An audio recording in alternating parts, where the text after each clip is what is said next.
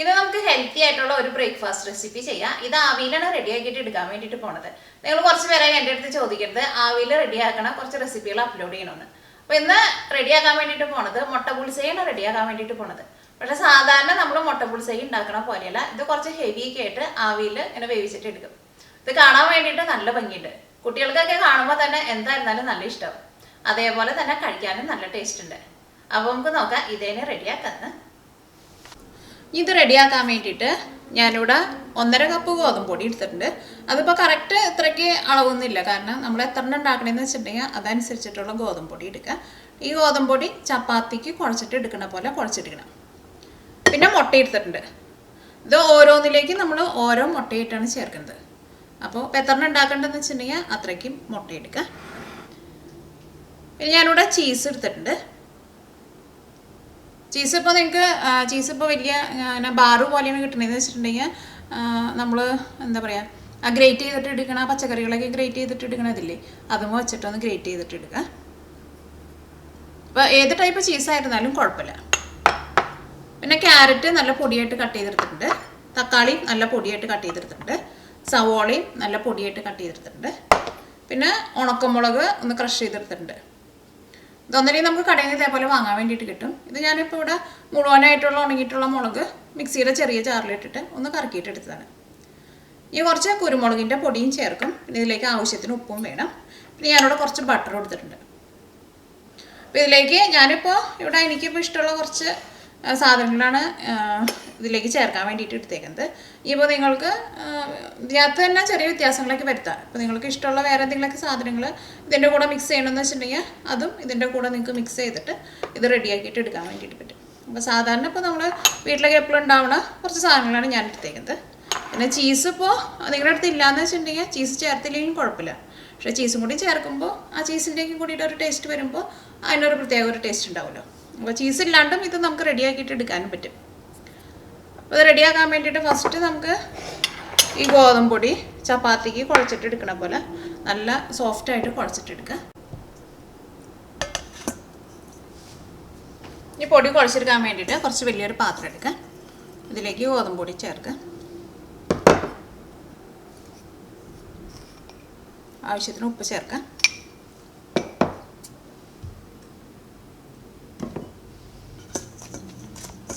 ഉപ്പ് ചേർത്ത് കഴിഞ്ഞ് കഴിയുമ്പോൾ ഇതേപോലെ ഒന്ന് മിക്സ് ചെയ്യുക. നിങ്ങൾക്ക് അറിയാമല്ലോ, അല്ലെങ്കിൽ പിന്നെ ഉപ്പ് ചിലപ്പോൾ ചില സ്ഥലത്ത് ഇങ്ങനെ കട്ട പിടിച്ച പോലെ കിട്ടും. ഇതിലേക്ക് ആവശ്യത്തിന് വെള്ളം ഒഴിച്ചിട്ട് നമ്മൾ ചപ്പാത്തിക്ക് കുഴച്ചിട്ട് എടുക്കണ പോലെ കുഴച്ചിട്ടെടുക്കുക. അപ്പോൾ സാധാരണ ഇപ്പോൾ നിങ്ങൾ ചപ്പാത്തിക്ക് അങ്ങനത്തെ വെള്ളമാണ് ചേർക്കണമെന്ന് വെച്ചിട്ടുണ്ടെങ്കിൽ അങ്ങനത്തെ വെള്ളം ചേർക്കുക. അല്ലെങ്കിൽ നല്ല തിളച്ച വെള്ളം ചേർക്കുക, അല്ലെങ്കിൽ ഇളം ചൂടുള്ള വെള്ളം ചേർക്കുക. അല്ലെങ്കിൽ അത് നിങ്ങളുടെ ഇഷ്ടം പോലെ നിങ്ങൾ ചേർക്കുക. ഇത് ഇതേപോലെ ഇങ്ങനെ കുഴച്ചിട്ട് എടുക്കുമ്പോൾ വേണമെന്നുണ്ടെങ്കിൽ നിങ്ങൾക്ക് ഇതിലേക്ക് കുറച്ച് ബട്ടർ ചേർത്തിട്ട് നല്ല സോഫ്റ്റായിട്ട് കുഴച്ചിട്ടെടുക്കുക. അത് നമ്മുടെ ഇഷ്ടം പോലെ നമുക്ക് ചെയ്യാം. അപ്പോൾ നമുക്ക് ഒട്ടും ഓയിൽ വേണ്ടെന്ന് വെച്ചിട്ടുണ്ടെങ്കിൽ ഇപ്പോൾ ബട്ടർ ഒന്നും ചേർക്കാണ്ട് ഇതേപോലെ ഇങ്ങനെ പ്ലെയിൻ ആയിട്ട് തന്നെ കുഴച്ചിട്ടെടുക്കുക.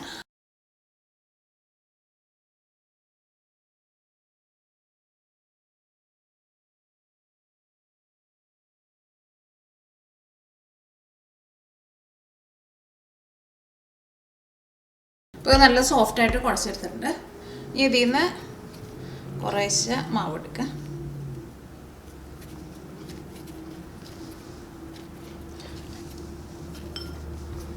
ഇത് നമ്മൾ ചപ്പാത്തിക്ക് പരത്തണ പോലെ ഇത് പരത്തിയിട്ട് എടുക്കണം.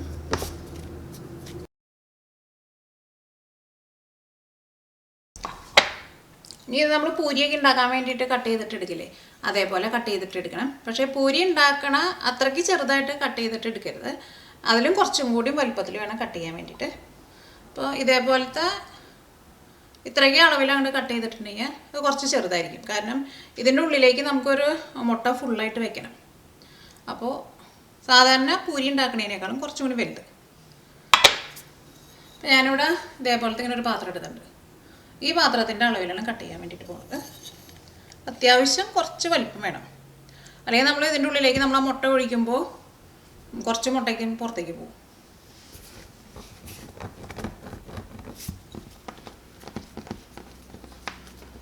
അത് നിങ്ങൾ ഫസ്റ്റ് ഒരെണ്ണം ഉണ്ടാക്കിയിട്ട് ഇപ്പോൾ നിങ്ങൾക്ക് അളവ് കറക്റ്റായിട്ട് അറിയണമെന്നുണ്ടെങ്കിൽ ഫസ്റ്റ് ഒരെണ്ണം ഉണ്ടാക്കിയിട്ട് ഒന്ന് അങ്ങനെ റെഡിയാക്കി നോക്കാം. അപ്പോൾ അളവ് നിങ്ങൾക്ക് അറിയാൻ വേണ്ടിയിട്ട് പറ്റും. ഇത്രയ്ക്ക് വലിപ്പം വേണം. ഇതിൻ്റെ സൈഡിലൊക്കെ ഒന്ന് കട്ടി കൂടി ഇരിക്കണമെങ്കിൽ ഒന്നും കൂടി പതുക്കെ ജസ്റ്റ് ഒന്ന് സൈഡൊക്കെ ഒന്ന് പരത്തിക്കോട്ടെ. അപ്പോൾ ഈ ബാക്കിയുള്ള മാവെല്ലാം നിങ്ങൾ ഇതേപോലെ ഇത്രയ്ക്ക് വലിപ്പത്തിൽ ഇങ്ങനെ പരത്തിയിട്ടെടുക്കണം. ഈ ഇതിന് നമ്മൾ ഷേപ്പ് കൊടുക്കാൻ വേണ്ടിയിട്ട് പോകണം. ഷേപ്പ് കൊടുക്കുന്നതിനെന്ന് വെച്ചിട്ടുണ്ടെങ്കിൽ ഇങ്ങനെ ഒരു സൈഡ് എടുക്കുക. എന്നിട്ട് ഇതിങ്ങനെ ഉള്ളിലേക്ക് ഇങ്ങനെ വെച്ചിട്ട് ഇവിടെ ഇങ്ങനെ നമ്മൾ പ്രസ് ചെയ്ത് കൊടുക്കണം. പ്രസ് ചെയ്തില്ലെങ്കിൽ അതവിടെ ഇരിക്കില്ല. പ്രസ് ചെയ്തിട്ടുണ്ടെങ്കിൽ അതിങ്ങനെ മുറുക്കി അവിടെ ഇരുന്നോളൂ. അത് കുറച്ചും കൂടി നീക്കിയിട്ട് അടുത്തതും ഇതേപോലെ തന്നെ ഇങ്ങനെ ഞെറിഞ്ഞു കൊടുക്കുക. എന്നിട്ട് ഇത് എല്ലാ സൈഡും ഇതേപോലെ തന്നെ ചെയ്യാം. അത് കൈ കൊണ്ട് അവിടെ അങ്ങനെ പ്രസ് ചെയ്ത് കൊടുക്കണം.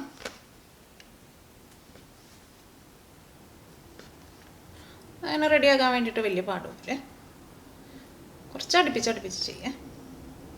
അങ്ങനെ പ്രസ് ചെയ്തില്ലെങ്കിൽ എന്താ ഉണ്ടാകുന്ന വെച്ചിട്ടുണ്ടെങ്കിൽ കുറച്ച് നേരം കഴിയുമ്പോൾ ഇതൊക്കെ വിട്ടു വരും.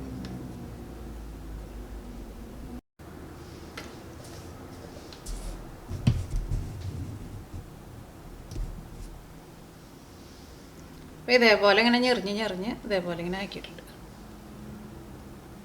സൈഡൊക്കെ ഒന്ന് അമർത്തി കൊടുക്കണം. അപ്പോൾ ഇതേപോലെ നമുക്കൊരു എന്താ പറയുക, ഇതേപോലെ ഒരു സഞ്ചി പോലെ കിട്ടും. ഇത് നമ്മൾ ഇഡ്ഡലി പാത്രത്തിൻ്റെ തട്ടിലേക്ക് ഇത് ഓരോന്നായിട്ട് ഇങ്ങനെ വെക്കും.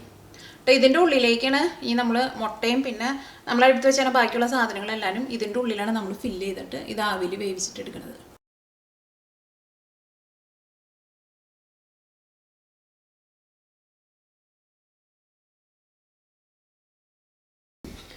ഇത് ഇതേപോലെ ഇങ്ങനെ പരത്തിയിട്ട് എടുക്കുമ്പോൾ ഭയങ്കരമായിട്ടുണ്ട് തിന്നായിട്ടുണ്ട് പരത്തണ്ട, എന്നാൽ ഭയങ്കര കട്ടിയിലും പരത്തണ്ട. കാരണം ഇത് നമ്മൾ ഞെറിഞ്ഞിട്ട് ഒരു സഞ്ചി പോലെ ആക്കും. അപ്പോൾ ഭയങ്കര കനം കുറഞ്ഞിട്ടുണ്ടെങ്കിൽ ചിലപ്പോൾ അത് ആ ഷേപ്പിൽ അങ്ങോട്ട് നിൽക്കില്ല ചിലപ്പോൾ.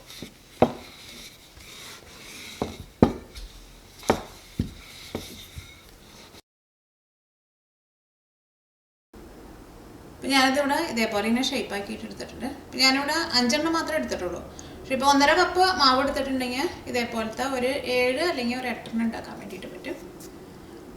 ഇതിൻ്റെ ഉള്ളിലേക്ക് നമ്മൾ ഈ മുട്ടയും പിന്നെ ബാക്കിയുള്ളതെല്ലാം ഫില്ല് ചെയ്യണത് ഇഡ്ഡലി പാത്രത്തിൻ്റെ തട്ടിലേക്ക് ഇത് ഓരോന്ന് വെച്ച് കഴിഞ്ഞിട്ടാണ് ഇതിൻ്റെ ഉള്ളിലേക്ക് ഫില്ല് ചെയ്യാൻ വേണ്ടിയിട്ട് പോകുന്നത്. പിന്നെ പരത്തിയിട്ട് എടുക്കുമ്പോൾ ഞാൻ നേരത്തെ പറഞ്ഞിട്ടുണ്ടായിരുന്നല്ലോ, ഭയങ്കര കനം കുറച്ചിട്ടുണ്ടെങ്കിൽ ചിലപ്പോൾ നമ്മളിങ്ങനെ ഷേപ്പായിട്ട് വയ്ക്കുമ്പോൾ ഇത് കനം കുറഞ്ഞിട്ടുണ്ടെങ്കിൽ ചിലപ്പോൾ ഈ സൈഡൊക്കെ അങ്ങോട്ട് തളർന്ന പോലെ പോകും. അപ്പോൾ ഇത് ഇത്രയ്ക്കാണ്ട് ഒരു കുഴി പോലെ നമുക്ക് കിട്ടില്ല. അങ്ങനെ പരത്തിയിട്ട് എടുക്കുമ്പോൾ ഉള്ളിൽ ഇതേപോലെ ഒന്ന് കുഴിച്ചിട്ട് ഇതേപോലെ ഇങ്ങനെ പരത്തിയിട്ട് എടുക്കണം. ഇതിനുള്ള അത്യാവശ്യം നന്നായിട്ട് മുട്ടയും പിന്നെ ബാക്കിയുള്ള സാധനങ്ങളൊക്കെ നമുക്ക് ഫില്ല് ചെയ്യാൻ പറ്റും. ഇത് ആവിയിൽ വേവിച്ചിട്ട് എടുക്കാൻ വേണ്ടിയിട്ട് ഞാനിവിടെ ഇഡ്ഡലി പാത്രമാണ് എടുത്തേക്കുന്നത്. അപ്പോൾ നിങ്ങളുടെ അടുത്ത് ഇഡ്ഡലി പാത്രം ഇല്ലയെന്ന് വെച്ചിട്ടുണ്ടെങ്കിൽ അപ്പോൾ നമ്മൾ ഇഡ്ഡലി ഉണ്ടാക്കാൻ വേണ്ടിയിട്ട് നിങ്ങൾ എങ്ങനെയാണ് ആവിയിൽ വേവിച്ചെടുക്കുകയെന്ന് വെച്ചിട്ടുണ്ടെങ്കിൽ അതേപോലെ ഇത് വേവിച്ചിട്ട് എടുക്കുക. അപ്പോൾ ഞാനിവിടെ ഇഡ്ഡലി പാത്രത്തിൽ വെള്ളം ഒഴിച്ചിട്ടുണ്ട്.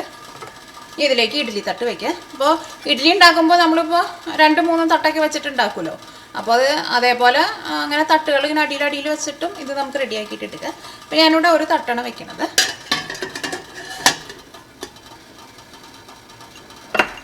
ഇതിൻ്റെ ഉള്ളിലേക്ക് കുറച്ച് ഓയിലോ അല്ലെങ്കിൽ ബട്ടറോ ഒന്ന് തൂത്ത് കൊടുക്കുക. അതിൻ്റെ അടിയിൽ പിടിക്കാണ്ടിരിക്കാൻ വേണ്ടിയിട്ട് സാധാരണ നമ്മൾ ഇഡ്ഡലിയൊക്കെ ഉണ്ടാക്കുമ്പോൾ ചെയ്യുന്ന പോലെ തന്നെ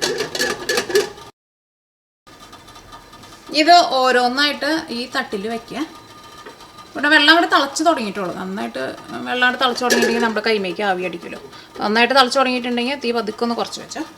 ഇതേപോലെ ഇങ്ങനെ ഒരു തട്ട് വയ്ക്കുക. തട്ട് ഒന്ന് കറക്റ്റ് നേരെ ആക്കിയിട്ട് വയ്ക്കുക. അപ്പോൾ ഇത് നമ്മൾ പരത്തിയിട്ട് ഇതേപോലെ ഷേപ്പ് ആക്കിയിട്ട് എടുക്കുമ്പോൾ ഭയങ്കര കനം കുറച്ചിട്ട് എടുത്തിട്ടുണ്ടെങ്കിൽ ഇങ്ങനെ ഷേപ്പ് ആക്കുമ്പോൾ ചിലപ്പോൾ ഇങ്ങനെ ഒരു സൈഡൊക്കെ അങ്ങനെ തളർന്ന പോലെ അങ്ങനെ വരുമല്ലോ. അപ്പോൾ കുറച്ച് കനത്തിലെടുക്കണം, അന്ന് ഒരുപാട് കനം വേണ്ടതാനും.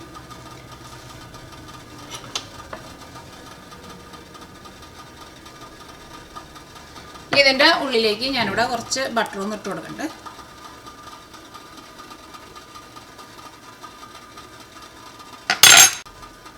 ഇതിൻ്റെ ഉള്ളിലേക്ക് ഒരു മുട്ട ചേർക്കാം.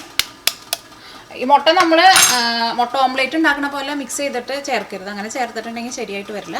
മുട്ട ബുൾസൈ ഉണ്ടാക്കാൻ വേണ്ടിയിട്ട് നമ്മൾ ജസ്റ്റ് മുട്ട ഇതേപോലെ ഒന്ന് മിക്സ് ഒന്നും ചെയ്യാണ്ട് പൊട്ടിച്ചിട്ട് ഇങ്ങനെ ഇതിലേക്ക് ചേർക്കില്ലേ, അതേപോലെ തന്നെ ചേർക്കണം. മുട്ട അതിൻ്റെ ഉള്ളിലേക്ക് ചേർത്ത് കൊടുക്കും.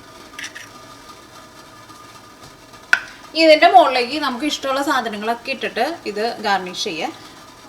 അപ്പോൾ ഞാനിപ്പോൾ ഇവിടെ നേരത്തെ നിങ്ങൾ കാണിച്ചു തന്നിരുന്നില്ലേ, അതൊക്കെയാണ് ഞാൻ ഇതിലേക്ക് ചേർക്കാൻ വേണ്ടിയിട്ട് പോണത്. ഉപ്പിടാൻ വേണ്ടിയിട്ട് മറക്കരുത്. ഇതിൻ്റെ മുകളിലേക്ക് കുറച്ച് ഉപ്പിട്ട് കൊടുക്കുക. അതിൻ്റെ മുകളിലേക്ക് കുറച്ച് കുരുമുളകിൻ്റെ പൊടി ഇടുക.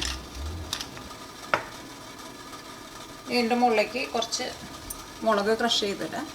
ഞാൻ കുറച്ച് സ്പൈസി ആയിട്ട് കഴിക്കുന്നതാണ് എനിക്കിഷ്ടം. അപ്പോൾ അതനുസരിച്ചിട്ട് നമ്മളിങ്ങനെ ഓരോ സാധനങ്ങൾ നമ്മൾ ചേർത്ത് കൊടുക്കുക. കുറച്ച് ക്യാരറ്റ് ചേർക്കുക. ക്യാപ്സിക്കം വേണമെന്ന് വെച്ചിട്ടുണ്ടെങ്കിൽ ക്യാപ്സിക്കവും ചേർക്കുക. സവോള ചേർക്കുക. അപ്പോൾ ഇതിൻ്റെ ഉള്ളിലേക്ക് എന്തോരം സാധനങ്ങൾ ഫില്ല് ചെയ്യാൻ പറ്റുമോ അത്രയും സാധനങ്ങൾ അതിൻ്റെ ഉള്ളിൽ ഫില്ല് ചെയ്യുക. ഇനി ഞാനിതിലേക്ക് ചീസ് ചേർക്കാൻ വേണ്ടിയിട്ട് പോവാണ്. ചീസ് ഞാനിവിടെ കുറച്ച് കൂടുതൽ ചേർക്കുന്നുണ്ട്. അപ്പോൾ നല്ല ടേസ്റ്റ് ഉണ്ടാവും.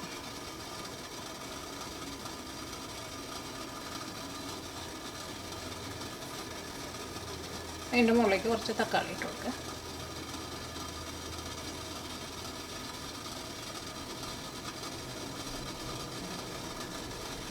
കുറച്ച് കുരുമുളകിൻ്റെ പൊടി കൊണ്ടിട്ട് ഇനി ബാക്കിയുള്ളതെല്ലാനും ഇതേപോലെ തന്നെ ഇതിൻ്റെ ഉള്ളിൽ ഇങ്ങനെ ഓരോന്നായിട്ട് വയ്ക്കുക. അപ്പോൾ ഇതിൻ്റെ ഉള്ളിലേക്ക് കുറച്ച് ബട്ടർ ഇട്ട് കൊടുക്കുക. അപ്പോൾ നിങ്ങൾ ഫസ്റ്റാക്കി ഉണ്ടാക്കുമ്പോൾ ഏറ്റവും ആദ്യം ഒരെണ്ണം ഉണ്ടാക്കി നോക്കാം. അപ്പോൾ നിങ്ങൾക്ക് ഒരു ഐഡിയ കിട്ടും. പിന്നെ അതനുസരിച്ചിട്ട് ബാക്കിയുള്ളത് ചെയ്താൽ മതി.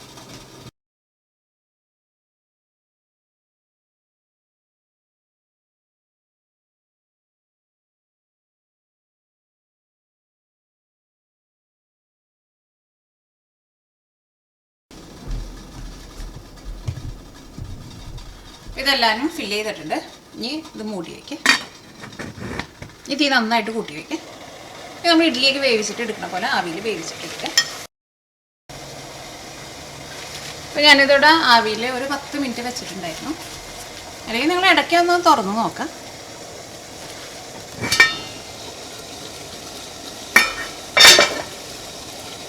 നമ്മുടെ ആവിയിൽ വേവിച്ചെടുത്തേക്കണ എഗ് ഓംലേറ്റ് റെഡി ആയിട്ടുണ്ട്. ഇതിന് അങ്ങനെ പേരൊന്നും ഞാൻ ഇട്ടിട്ടില്ല.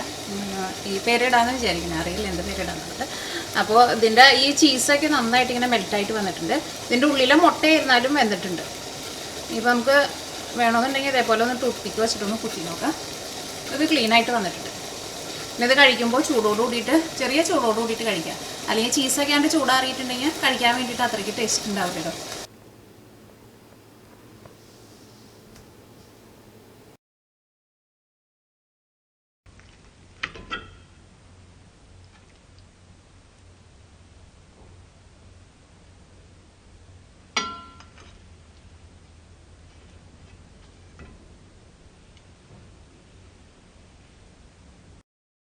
അപ്പോൾ ഇതിൻ്റെ ഉള്ളിലെ മുട്ടയൊക്കെ ആയിരുന്നാലും നന്നായിട്ട് വെന്തിട്ടുണ്ട്. പക്ഷെ ഇത് കാണുമ്പോൾ നമ്മൾ വിചാരിക്കും ഇത് എന്തോ ഒരു 5 സ്റ്റാർ ഫുഡാണ്, ഇത് നമുക്കൊന്നും ഉണ്ടാക്കാൻ വേണ്ടിയിട്ട് പറ്റില്ലെന്ന്. പക്ഷേ ഇത് റെഡിയാക്കിയിട്ട് എടുക്കാൻ വേണ്ടിയിട്ട് ഒട്ടും പാടില്ല. പിന്നെ ഇത് കഴിക്കുമ്പോൾ അധികം ചൂടാറിഞ്ഞതിന് മുമ്പ് തന്നെ കഴിക്കാൻ വേണ്ടിയിട്ട് നോക്കുക. അപ്പോൾ നിങ്ങളെല്ലാവരും ട്രൈ ചെയ്ത് നോക്കുക. നിങ്ങൾക്ക് എല്ലാവർക്കും നല്ല ഇഷ്ടമാവും ഇത്.